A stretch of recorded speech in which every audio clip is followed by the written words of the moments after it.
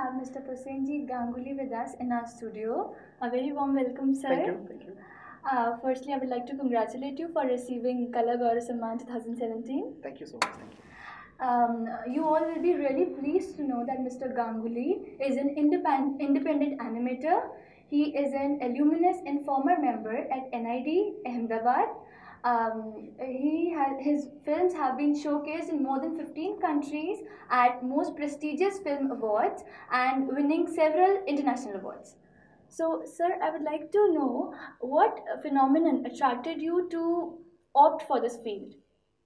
I can't remember any one as such, but I think this field invites you if you have a flair for doing things that are not usually appreciated as a in the in the paradigms of what we call a social structure, educational structure. Yeah. So I would be doodling in my classroom textbooks.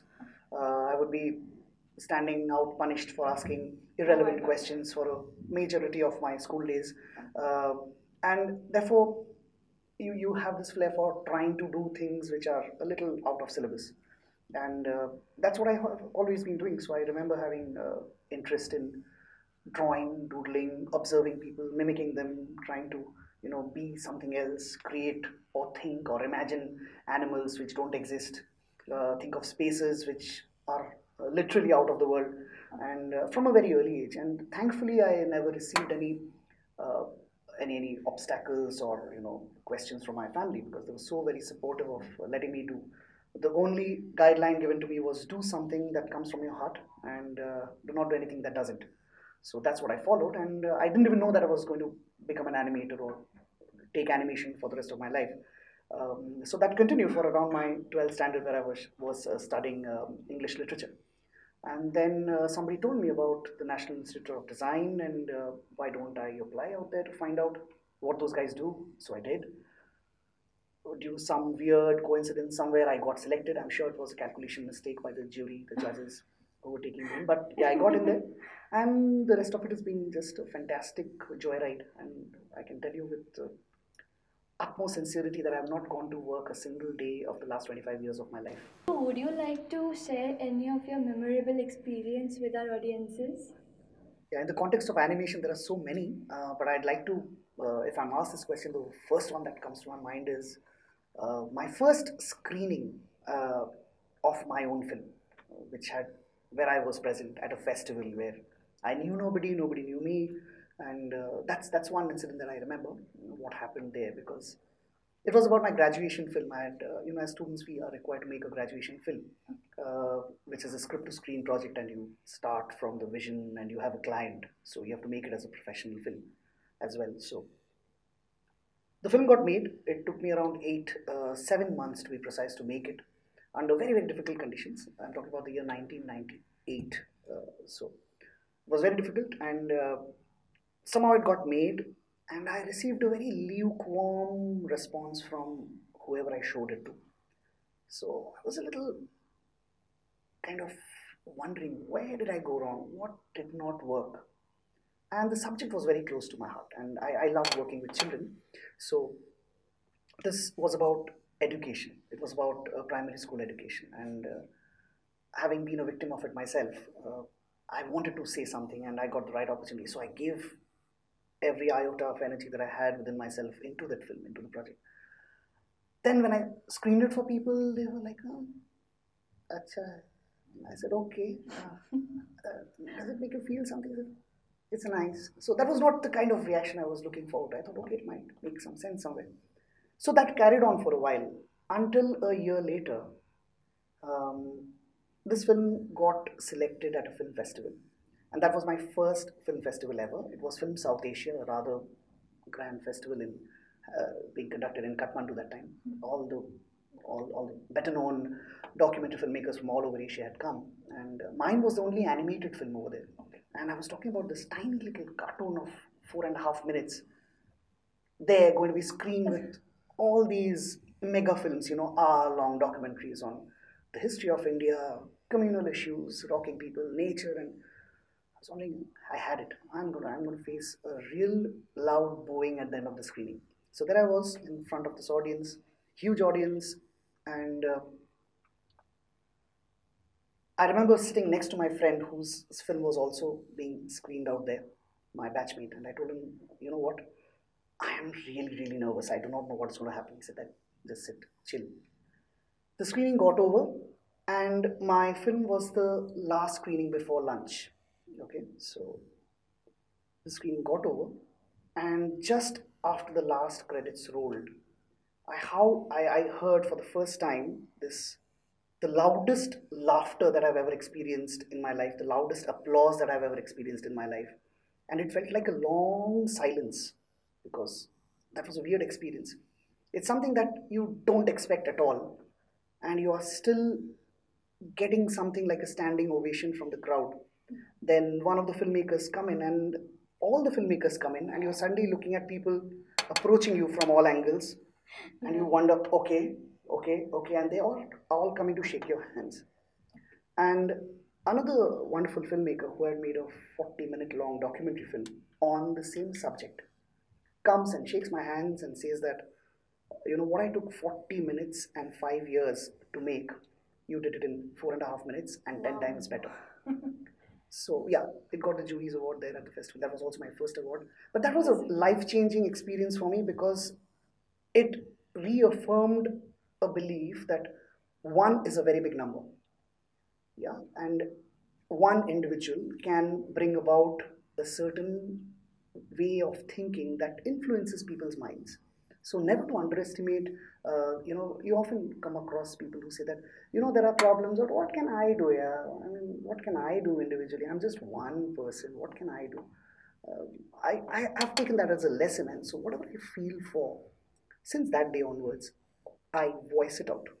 I don't think that I am just one and it's not going to make a change. So, what I feel for, I put it down and I put it with all the honesty that I have, all the sincerity I can afford at that time, and whatever I'm made of, I put it there. And I've seen that wherever I've done that genuinely, it's not been no results. There has been some payoff. There's been some amazing payoff. So that remains a very, very positive catalyst to the way I think and to the way I still continue to work and try to be as a person. What, in your opinion, are the future opportunities for students in animation? Future opportunities. Okay. There's a lot of stuff happening. There's a lot of stuff going on. There's a lot of stuff evolving. So it's very difficult to, look into the future. And primarily for me, for myself individually, I cannot look at the future. I'm a present guy. So I look at now and just focus on now. And the future just keeps unraveling itself. So I do not prepare for a certain future which is going to come. Maybe that's bad, but I don't. The other side of it is I'm ready to evolve. I'm ready to adapt. And I think that should be the scene for everybody.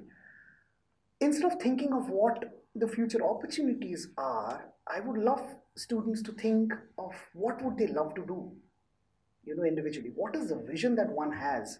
And that is something that I've been trying to inculcate and nurture among students as a way of thinking that consider there are no jobs.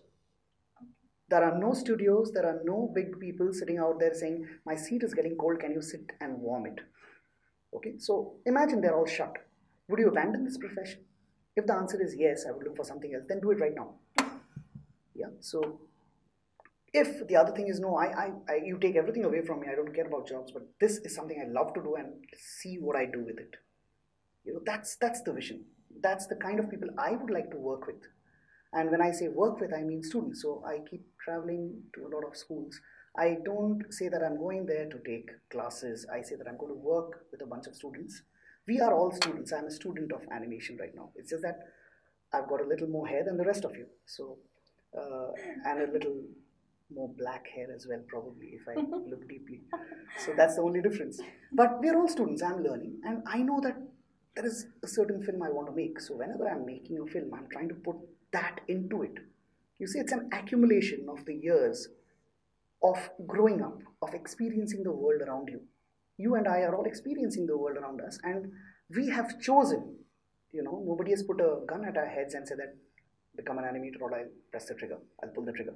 Nobody said that. It's your choice, it's your option, it's your opinion, and you have taken that call, and I have taken that call. So I'm looking at now. Okay, today this is on my plate. How beautifully can I do this?